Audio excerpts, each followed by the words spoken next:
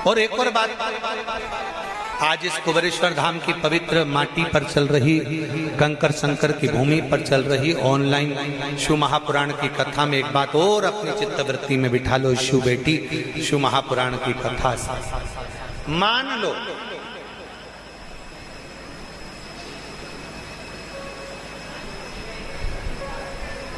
शरीर के किसी भी अंग में अगर गांठ हो गई, बहुत बड़ा रोग हो गया,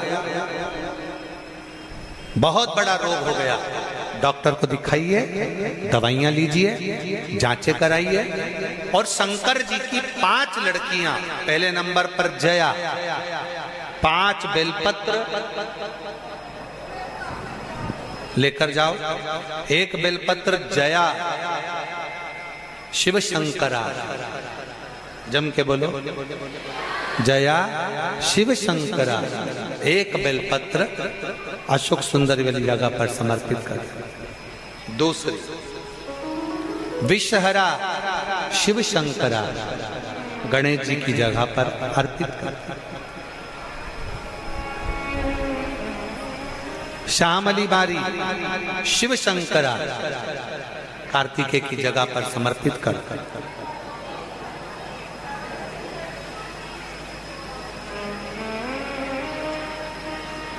दो तली शिव शंकरा, जगत जननी जगदम्बा का जो हस्त कमल है पीठी का, उस पर समर्पित कर। और देव, जम के बोलो, देव शिव शंकरा कहकर शिवलिंग पर समर्पित कर। 5 बेलपत्र, लोटा भरकर जल लेकर गए हो, 5 स्थान पर धीरे धीरे समर्पित करें।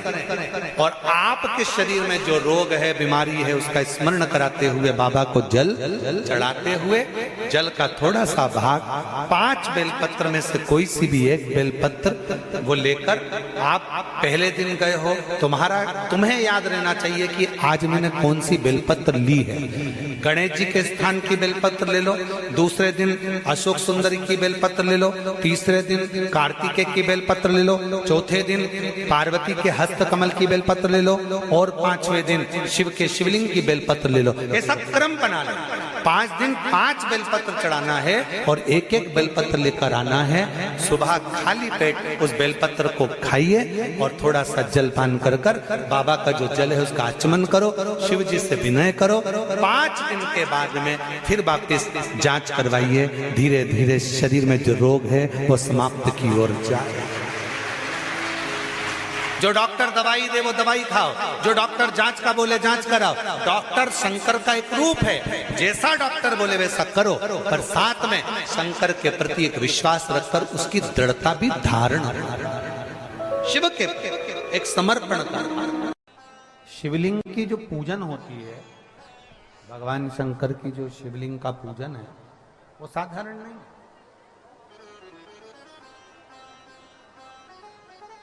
दो गुप्त नवरात्रे होते हैं, थोड़ा ध्यान देंगे।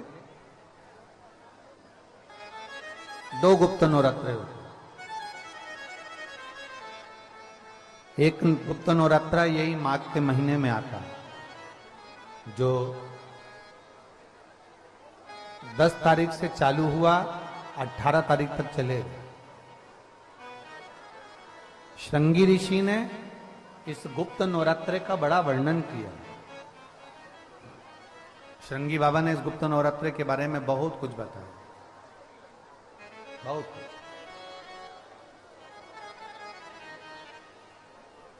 श्रृंगी बाबा गुप्त नवरात्रे के लिए कहते हैं कि अगर इस गुप्त नवरात्रे के अंतर्गत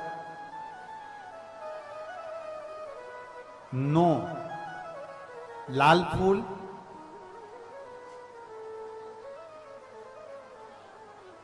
और 5 श्वेत पुष्प, ये दोनों, लोग कहते हैं गुप्त नवरात्रे में हम देवी की आराधना करें, गुप्त नवरात्रे में हम भगवान की आराधना करें, पर शिव महापुराण की कथा कर रही है, भगवान शंकर का चरित्र कथा है। अगर आपने देवी भागवत का स्मरण किया हो, या भगवान शिव की एक पवित्र आनंदमय कथा,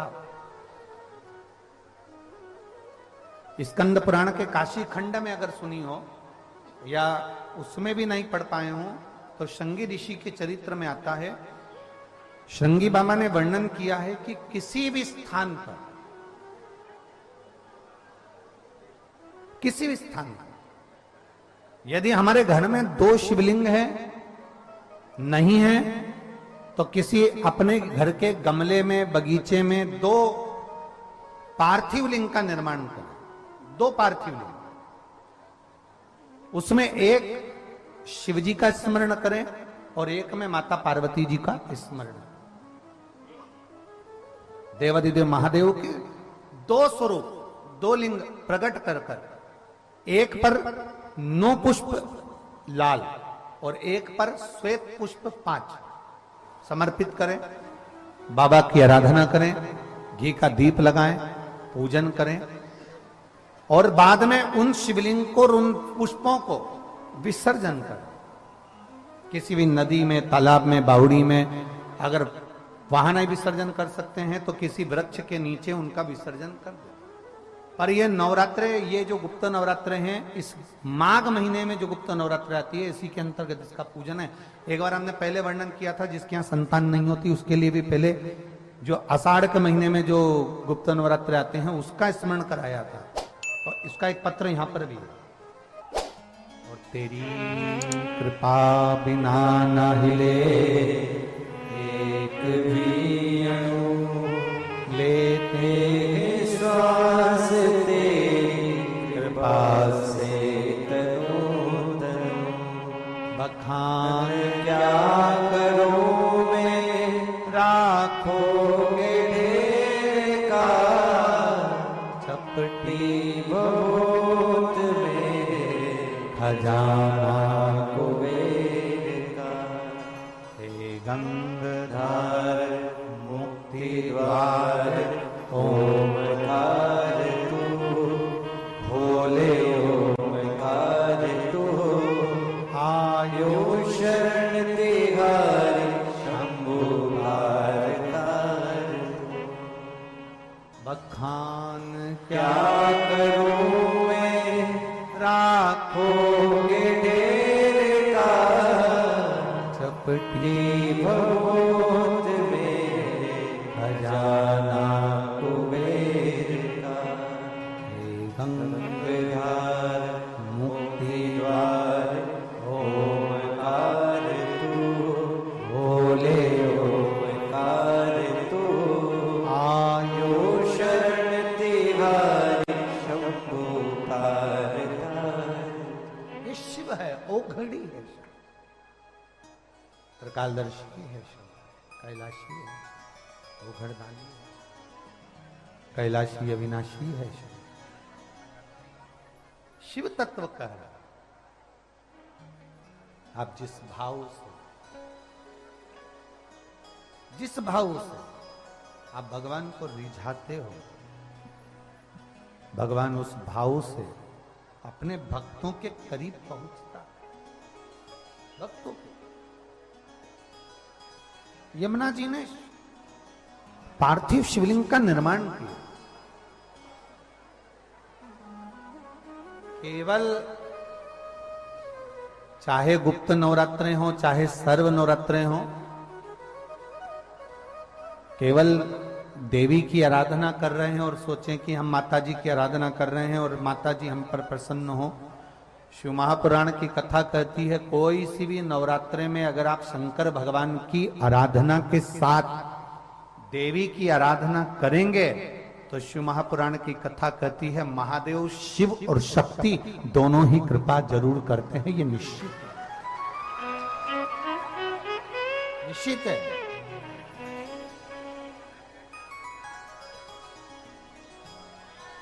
केवल एक शिव की आराधना कर लेना या शक्ति की आराधना कर लेना, हम शिव और शक्ति दोनों की आराधना एक साथ करें। हम शिव और शक्ति की दोनों की आराधना। सौभाग्यवती नारी जितना भजन पूजन करती है, सौभाग्यवती नारी जितना भगवत नाम स्मरण करती है, भगवत पूजन करती है, व्रत करती है, साधना करती है, तप करती है, पूजन करती है, पाठ करती है, आराधना करती है, अर्चना करती है,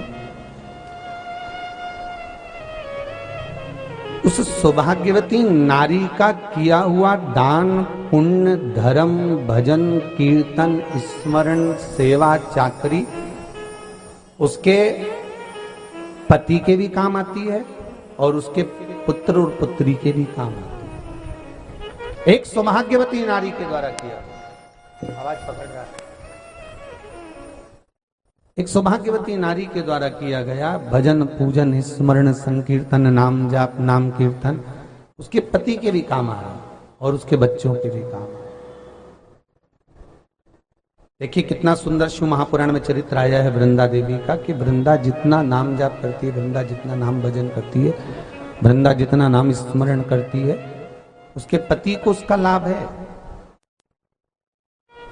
मर के व्रत का अगर आप विधान देखेंगे, और हम तो कहते हैं केवल 16 सोमवार से ही मतलब मत रखो। आप माताएं अगर एकादशी का व्रत कर रही है, सोमवार का कर रही है, मंगलवार का कर रही है, बुधवार का करे, गुरुवार का करे, चतुर्थी का करे, तीज का करे, छठ का करे, आप जो भी व्रत करते हो उस व्रत का विधान स्कंद पुराण में लिखा हुआ है। और स्कंद पुराण में क्या वर्णन लिखते हैं कि नारी जब सौभाग्यवती हो जाती है, लड़की की जब शादी हो जाती है और वो अपने पति के घर में जब रह रही होती है, पति के संग रह रही होती है, तो पति के घर में रहकर जितना भजन पूजन करती है, जितना स्मरण करती है, वो उसके द्वारा किया गया भजन, पूजन, व्रत, आराधना, उद्यापन, चाकरी, दर्शन, ये सब का फल उसके पति के खाते में भी जाता है और उसके पुत्र और पुत्री के भी खाते में जाता है।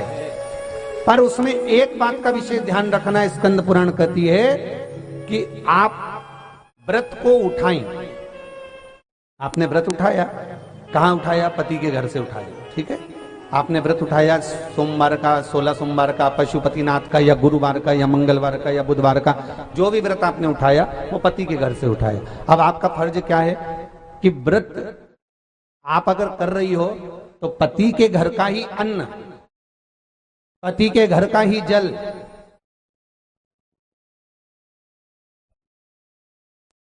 पति के घर का ही सुख आनंद महाराज हमको प्राप्त हो।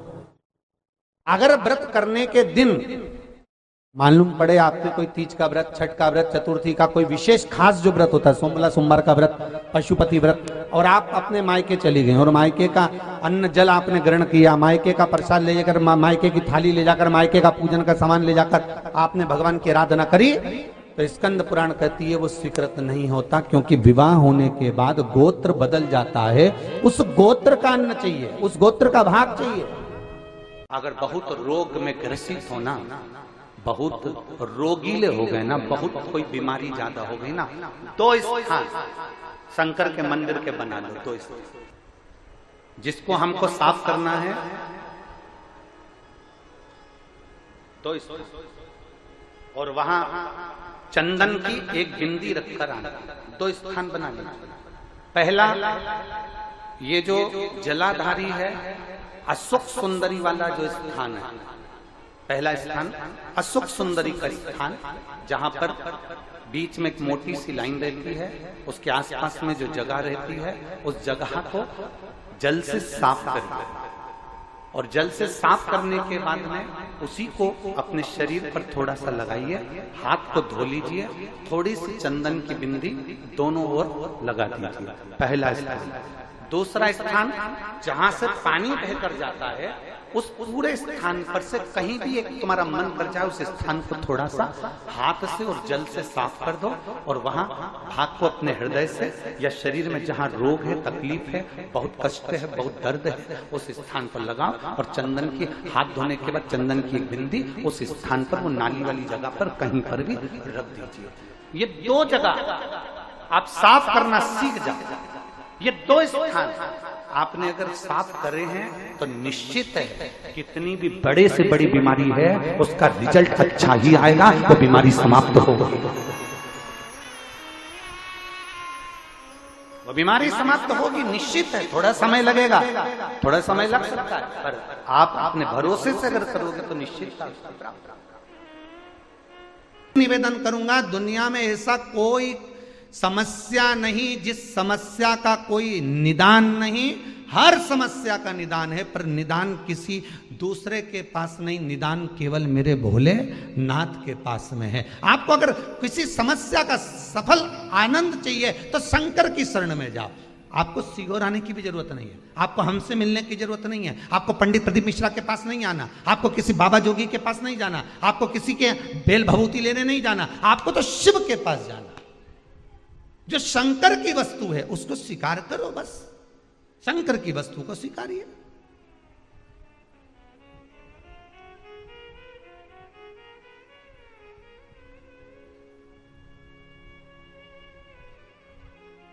शंकर की वस्तु को स्वीकार करना चालू कर दीजिए।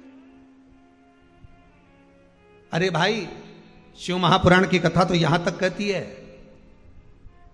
यहां तक वर्णन कर रही है, जिस व्यक्ति की नौकरी नहीं लगती, सर्विस नहीं लगती, हर जगह पर अप्लाई कर रहा है, बार बार इंटरव्यू देने जा रहा है, लगातार उसको अगर सफलता प्राप्ति नहीं हो रही है तो धतूरा ढूंढो। धतूरा कहीं बाजार में नहीं मिलेगा, किसी वृक्ष से धतूरा तोड़ लिया, कुछ मत चढ़ा, तू शंकर जी के मंदिर में जाकर तेरा नाम और गोत्र बोल और शिव जी को धतूरा चढ़ाना चालू कर दे और बाबा से विनती कर, धतूरा चढ़ाना चालू कर। अब धतूरा कोई बहुत कीमती होता है क्या? बहुत पैसे का मिलेगा क्या? कहीं पे भी मिल जाएगा। धतूरा तोड़ और चढ़ा शंकर जी को। रोज नियम बना ले कि एक धतूरा मैं शंकर जी को चढ़ाऊंगा, प्रतिदिन चढ़ाऊंगा, शिव जी से जाकर निवेदन करूंगा प्रतिदिन। शंकर जी की प्रिय वस्तु में धतूरा, बेलपत्र आदि आदि की तो है, क्या है? चढ़ा रोज एक धतूरा, फिर वही धतूरा जिसकी यहां तू इंटरव्यू देने जा रहा है उसी के सिर पे चढ़ गया। जो तूने शिव जी के चढ़ाया वही धतूरा वहां चढ़ा है, तो क्यों चिंता करता है? तत्व देखिएगा। कई लोग कहते हैं महाराज जी, जिस रुद्राक्ष को हम पहनते हैं उस रुद्राक्ष को कहां नहीं पहनकर जाना चाहिए? 5 स्थान बताएं जहां रुद्राक्ष पहनकर नहीं जाया जाता। कितने स्थान हैं? 5। और रुद्राक्ष को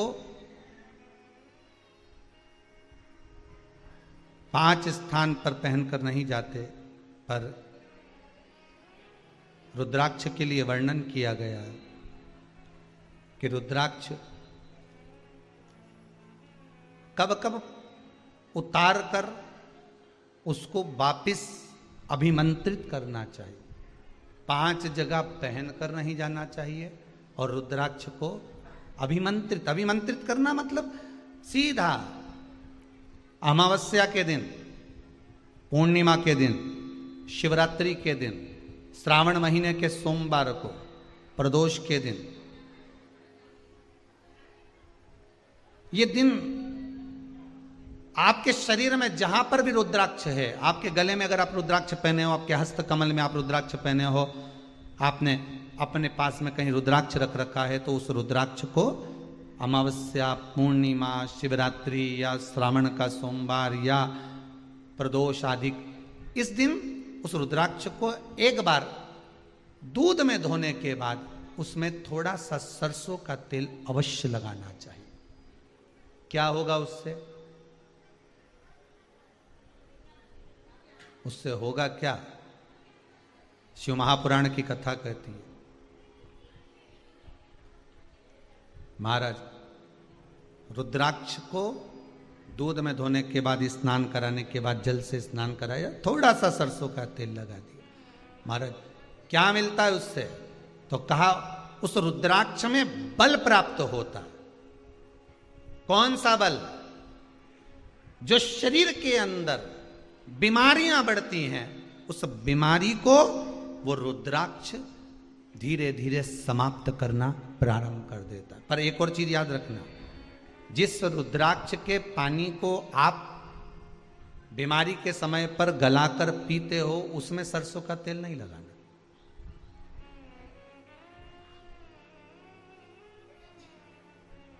उसमें सरसों का तेल नहीं लगाना है। उसको तो आप केवल स्नान कराओ दूध से, जल से, और फिर उसको गला दीजिए, उसका पानी आप पीना चालू कर दीजिए। जिसको बड़ी बीमारी होती है उसके लिए कल कथा में वर्णन किया था रुद्राक्ष के जल का। रुद्राक्ष का जल पिया जाता है शरीर के अंदर से रोग को, बीमारी को हटाने के लिए, रोग बीमारी को समाप्त करने। कथा कहती है आत्मा लिंग है, और उस आत्मलिंग को जिस दिन हमने जान लिया, हम कहते हैं कि भगवान के मंदिर में जाते हैं, जब शिव जी के मंदिर में जाते हैं, भगवान का भजन करने जाते हैं, दर्शन करने के लिए जाते हैं, जब भगवान के मंदिर में पहुंचते हैं,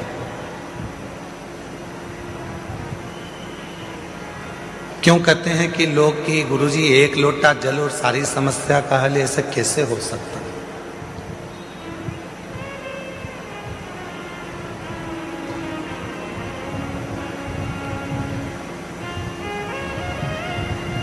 कैसे हो सकता है? शिव महापुराण की कथा कहती है कि वो एक लोटा जल सारी समस्या का हल ऐसे होता है। घर से जब हम जल लेकर चलते हैं तो भगवान देवादिदेव महादेव के पास में भरोसा लेकर जाते हैं, विश्वास लेकर जाते हैं।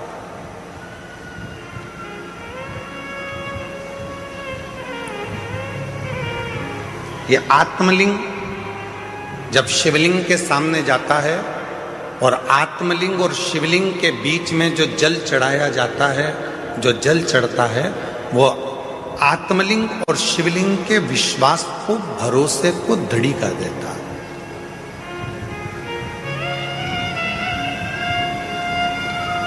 फिर दुनिया का ऐसा कोई काम नहीं रहता जो आप कर नहीं सकते। दुनिया का ऐसा कोई कार्य नहीं होगा जो आप कर नहीं पाओगे। फिर वो कार्य पूर्ण होता ही, वो कार्य सफल होता ही।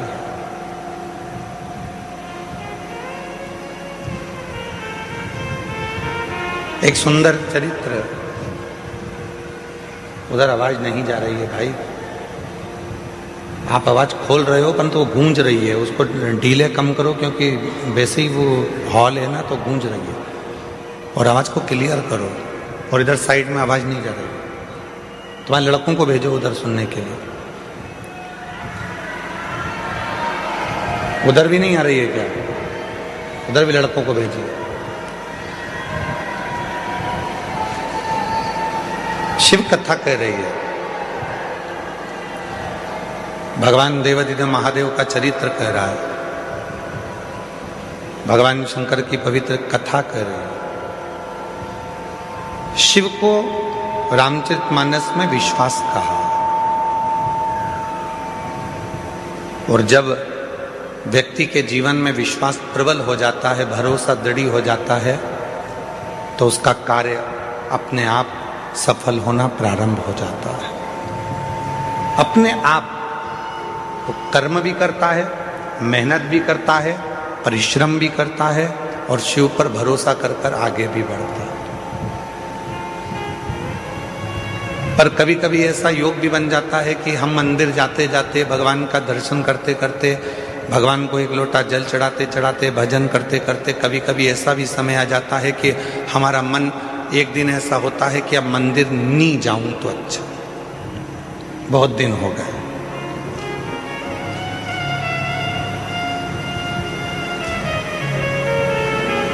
रोज कथा सुनते हो, प्रतिदिन कथा को श्रवण करते, और कभी कभी मन ऐसा भी कर जाता है कि अब 2-4-8 दिन अभी जरा मैं अभी कथा नहीं सुनूंगी, अभी मैं सीरियल देखूंगी, नाटक देखूंगी। कभी कभी मन करता है।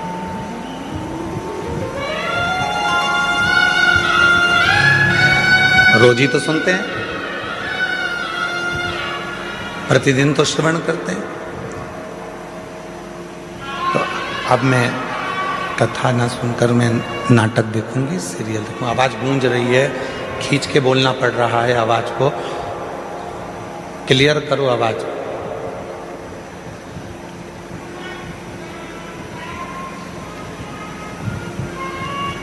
कभी कभी मन कर जाता है ऐसा कि अब मैं इतने दिन मैंने कथा सुन ली है, इतने दिन मैं मंदिर चली गई हूँ, इतने दिन मैंने सत्संग कर लिया, इतने दिन मैंने कीर्तन कर लिया है, इतने दिन मैंने मंत्र जाप कर लिया है, इतने दिन मैंने नाम जाप कर लिया है, अब मैं थोड़े दिन नहीं करूँगी।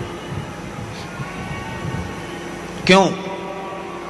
कभी आपने विचार करा कि ऐसा मन में भाव क्यों आ जाता है? किस लिए आ जाता है? गुरु में और भगवान में एक बहुत बड़ा अंतर है। गुरु में और परमात्मा में एक बहुत बड़ा अंतर है। गुरु में और ईश्वर में एक बहुत बड़ा अंतर है। गुरु में और भगवान में एक बहुत बड़ा अंतर है। गुरु का काम है आपको मंदिर तक भेजना।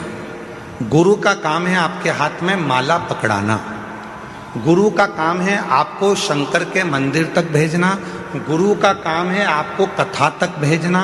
गुरु का काम है आपको भजन तक भेजना। गुरु का काम है आपको मंदिर तक भेजना। और परमात्मा का काम क्या है? भगवान का काम क्या है? बिल्कुल इसके विपरीत। गुरु क्या करेगा? माला पकड़ाएगा। भगवान क्या करेगा? माल पकड़ा के माला छुड़ा देगा। गुरु क्या करेगा? मंदिर पहुंचाएगा। भगवान क्या करेगा? मंदिर से दूर हटाएगा। भगवान क्या करेगा? तुम्हें मंदिर से दूर भगाएगा। क्यों? अगर यह मंदिर आता रहेगा तो मुझे देते रहना पड़ेगा, इसलिए इसको एक बार में इतना दे देता हूं कि ये व्यस्त हो जाएगा, इतना व्यस्त हो जाएगा कि मंदिर आना छोड़ देगा तो मैं इसको देना छोड़ दूंगा। और गुरु क्या कर रहा है? मंदिर जा। गुरु क्या कर रहा है? एक लोटा जल चढ़ा। गुरु क्या कर रहा है? माला पकड़। गुरु क्या कर रहा है? कथा सुनो, रोज सुनो, 15 मिनट सुनो, 5 मिनट सुनो, 10 मिनट सुनो, 15 मिनट सुनो, 20 मिनट सुनो, पर प्रतिदिन कथा सुनो, ये गुरु कह रहा है। और भगवान क्या कर रहा है? इसको आज ऐसी फिल्म में उलझाऊंगा कि आज की कथा पूरी इसकी छुड़ा दूंगा। कथा छूटी, वो कहते हैं ना, तू बोला मैं चला, विक्रम बेताल। कथा छोड़ा।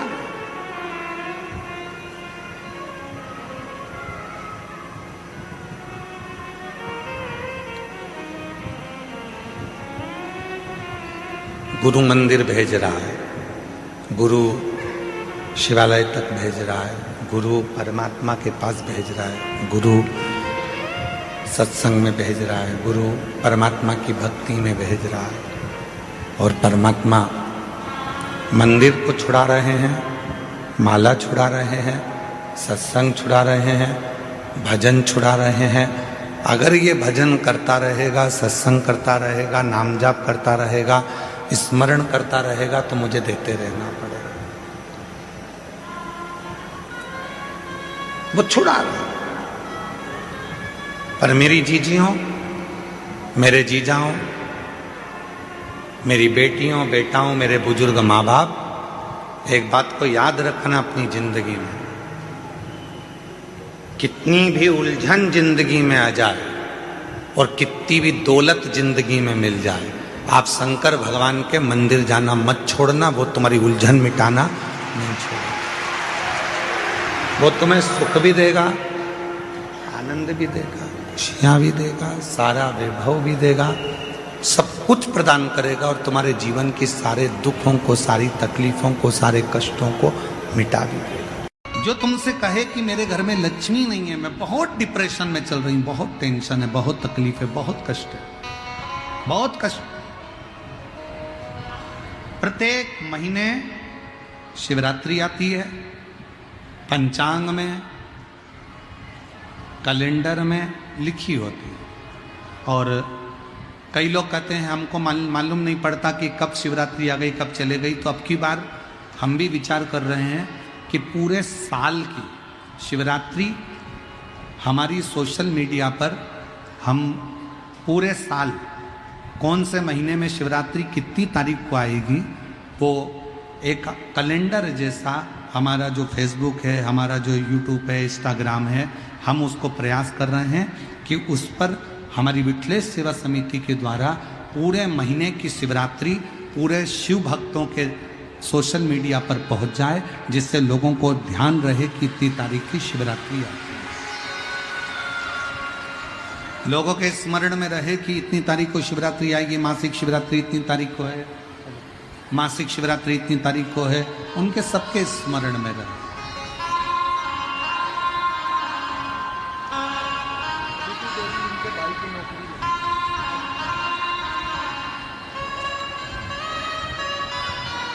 आपके भाई को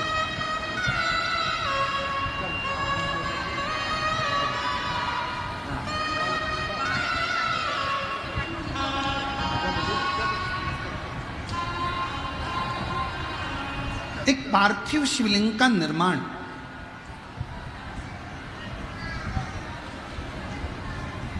पार्थिव शिवलिंग का निर्माण महाराज प्रत्येक घर में हर महीने, भले गमले में करो, थाली में करो, पूजन के स्थान पर करो, पर पार्थिव लिंग का निर्माण होना चाहिए प्रत्येक में। और फिर निवेदन करें, जिसकी जिंदगी में कर्जा ही कर्जा डूबा हुआ है, कर्जे में लदालूम हो और कोई उन्नति हो ही नहीं रही, बहुत कष्ट में हो गए, तो प्रदोष के दिन बेलपत्री के वृक्ष के नीचे दीप लगाएं, शिवजी के मंदिर में जाकर दीप लगाएं और अपने घर के दरवाजे पर दीप लगाएं। प्रदोष के दिन बेलपत्र के वृक्ष के नीचे लगाया गया दीपक, शिव मंदिर में लगाया गया दीपक और अपने दरवाजे पर लगाया गया दीपक, ये तीनों जब एकाग्रित भाव से दीप लगाए जाते हैं तो ब्रह्मा विष्णु महेश हमारे कार्य की सफलता देते ही हैं। उसमें अटकल नहीं है, उसमें तकलीफ नहीं है।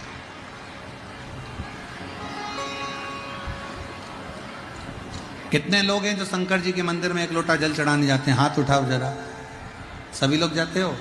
रखो रखो रखो रखो। क्या कहते हो बाबा को जाके? शिव जी के मंदिर में जब जल चढ़ाने जाते हो तो क्या कहते हो? घर से जाते समय एक लोटा जल जब लेकर निकलो तो घर के दरवाजे से निकलते समय श्री शिवाय नमस्तुभ्यम, मंदिर में जब प्रवेश करो तो श्री शिवाय नमस्तुभ्यम, और शंकर जी को जब जल चढ़ाओ तो अपने बाबा को अपने दिल की बात, बाबा मैं आपकी बेटी हूँ, बहुत कष्ट है बाबा, ये तकलीफ है बाबा, बाबा आप ये कार्य कर दीजिए। शिव को जल चढ़ाते समय और जलाधारी का स्पर्श करो, जलाधारी का स्पर्श करो और बाबा से विनय करो।